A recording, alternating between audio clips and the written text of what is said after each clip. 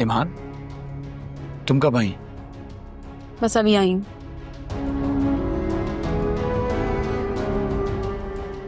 ईमान,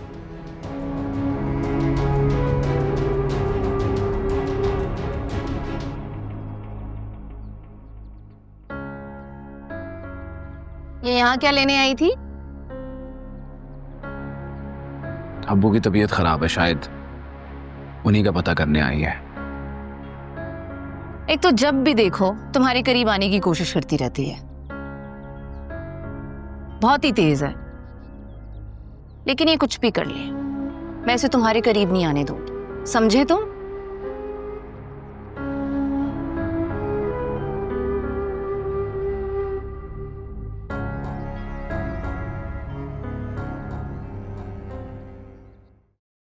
मैं तुमसे शर्मिंदा हूं शनाज। तुम्हारी बेटी का मैं घर नहीं बचा सका। सच पूछें आसिफ भाई, मुझे लगता है कि आप चाहते तो शाहवीर को दूसरी शादी करने से रोक सकते थे। कैसे रोकता शनाज? जवान औलाद है, हर तरीके से रोकने की कोशिश की। मजीद जोर जबरदस्ती करता तो वो शायद घर छोड़कर चला जाता। यही तो फर्क होता है बेटे और बेटी में। बेटे का यही डर लगा रहता है कि कहीं घर छोड़कर ना चला जाए, और बेटी का यही डर लगा रहता है कि कहीं ससुराल छोड़ के आके मेखे में ना बैठ जाए।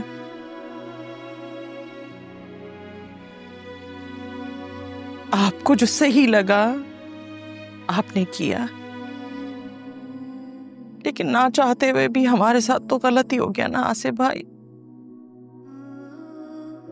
लेकिन आपसे कोई शिकवा नहीं है, शायद हमारी ईमान का नसीब ही ऐसा था। ऐसा हरगिज़ नहीं है शनाज। जहां तक बेटी ईमान के नसीब का ताल्लुक है, उसका नसीब बहुत अच्छा है।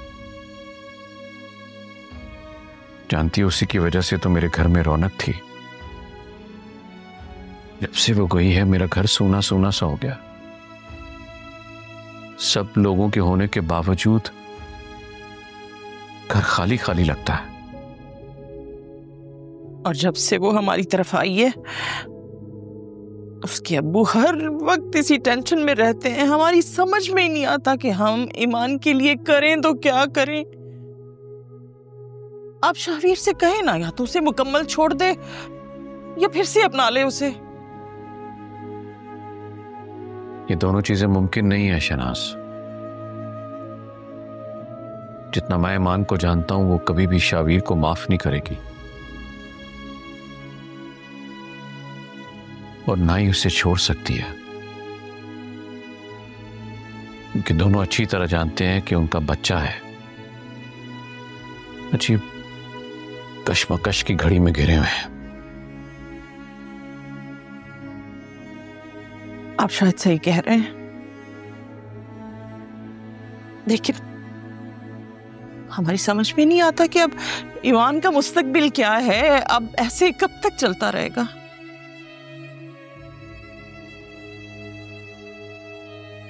देखो, ये तो अल्लाह बेहतर जानता है। हम लोगों ने माँ बाप होने के नाते बहुत समझाया है।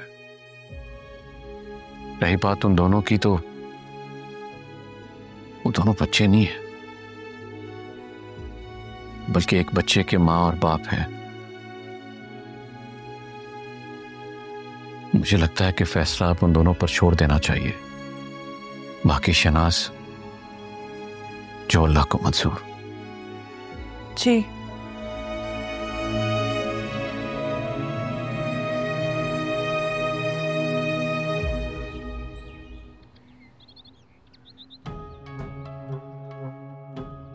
जैसे शाहवीर ने उस ईमान की बच्ची को देखा, उसके तो रंग ही बदल गए।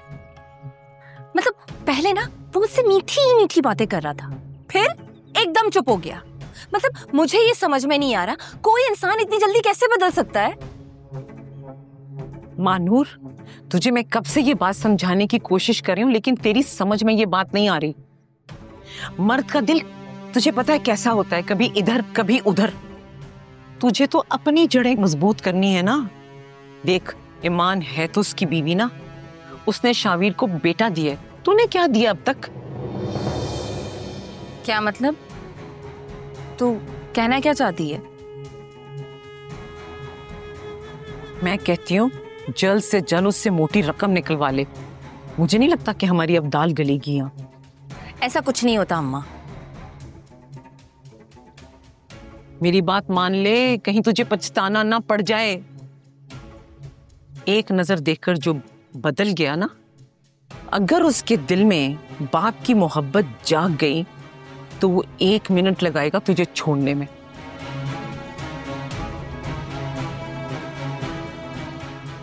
तो अब मुझे क्या करना चाहिए?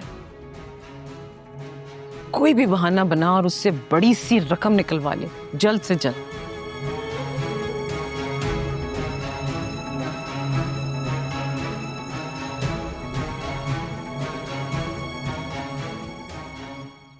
इस घर में हमारी तो जिंदगी अजीब हो गई है। ऐसा लगता है जैसे इस घर में सिर्फ मैं और तुम्हारे अब्बू रहते हैं और कोई नहीं। एक ही घर में हम सब अजनबियों की तरह रह रहे हैं। ठीक कह रही हैं अम्मी आप। शायद हमारे घर को किसी की बुरी नजर लग गई है।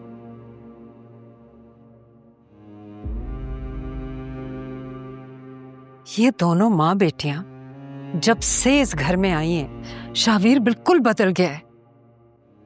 मुझे सच में लगने लगा है कि उन माँ बेटी ने शावीर पे कोई जादू वादू कर दिया। अम्मी आप इन बातों पे यकीन रखती हैं?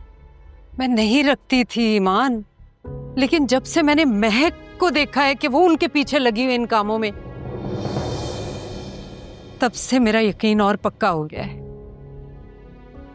अम्मी मैं आपसे गारंटी से ये बात कह सकती हूँ कि उन्होंने शावीर पे कोई जादू टोना नहीं किया। शावीर खुद उस लड़की के इश्क में मुब्तला हुआ और उसने उससे शादी की और मेरी जिंदगी बर्बाद कर दी। यही सच है।